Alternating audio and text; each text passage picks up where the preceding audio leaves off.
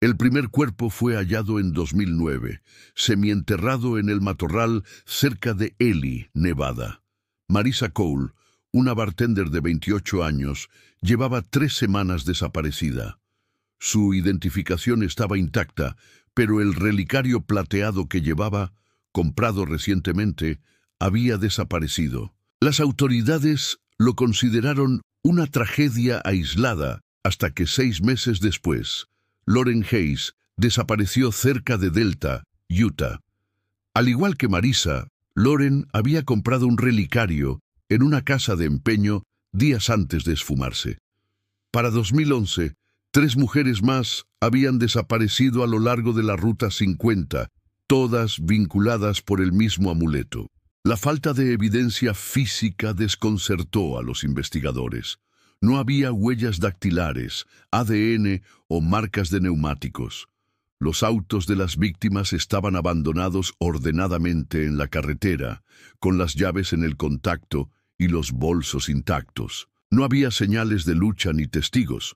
El asesino operaba con precisión quirúrgica, seleccionando a mujeres de vidas transitorias, camareras, viajeras, trabajadoras temporales, cuyas desapariciones inicialmente atrajeron poca atención mediática. Sin embargo, la 5ª víctima rompió el patrón. Emily Torres, una enfermera de 32 años de Grand Junction, Colorado, no tenía conexión con tiendas de antigüedades, pero cuando su cuerpo fue descubierto en 2013, un relicario plateado yacía en su mano, vacío, sin foto en su compartimento.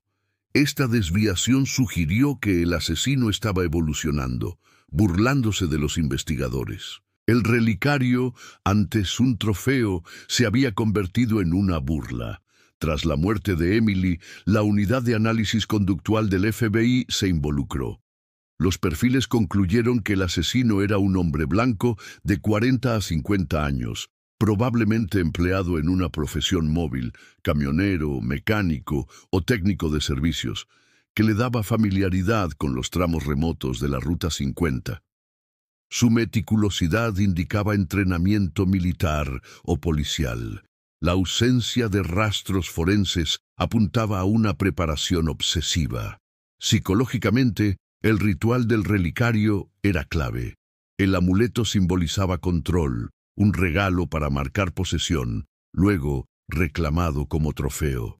El compartimento vacío en el relicario de Emily insinuaba un motivo fracturado. Quizás el asesino había perdido a alguien y las víctimas eran sustitutas.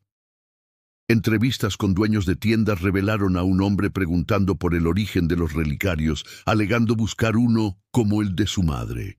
Pero nadie recordaba su rostro. El perfil retrataba a un solitario que se integraba en comunidades rurales, ocultando su patología tras una máscara de encanto. Seleccionaba mujeres que coincidían con un arquetipo, bajas, de cabello oscuro, solitarias. Pero el caso de Emily sugería que sus compulsiones escalaban. El relicario, antes una firma, se había convertido en una vulnerabilidad. El punto de quiebre llegó en 2014, cuando una 6ª víctima sobrevivió. Jenna Walsh, una autoestopista de 26 años, escapó de un área de descanso tras averiarse la camioneta de su atacante. Describió a un hombre de 50 años con una voz amable que le ofreció un relicario antes de intentar inyectarle un sedante. El relato de Jenna generó un retrato hablado, difundido en 3 estados. Nuevos análisis forenses de los autos hallaron microfibras sintéticas raras, usadas en tapicerías de camionetas comerciales.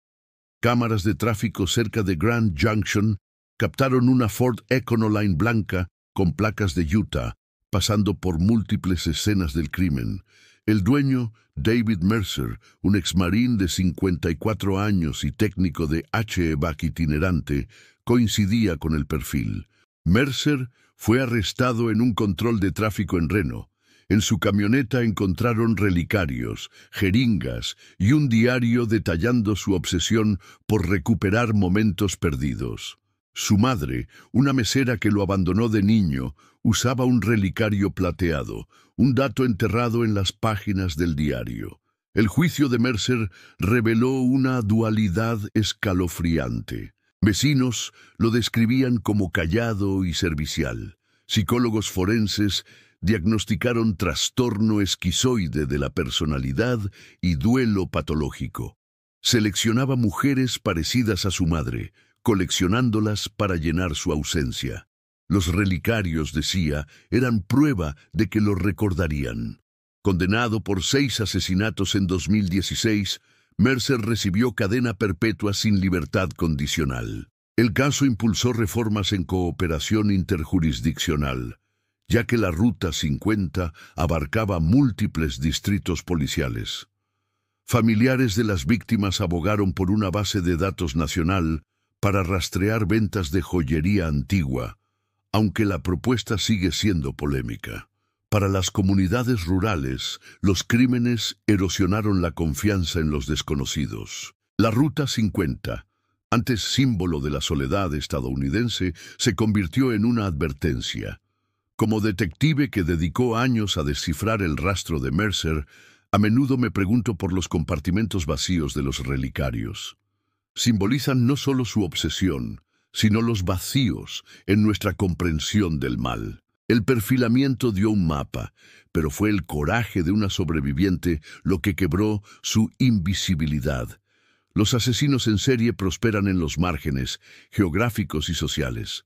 Mercer explotó la soledad de la carretera, el anonimato de los pueblos pequeños.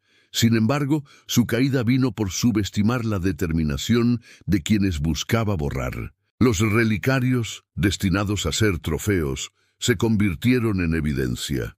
Este caso nos recuerda que la oscuridad a menudo se esconde a plena vista. No son los monstruos que imaginamos, sino los que pasamos por alto.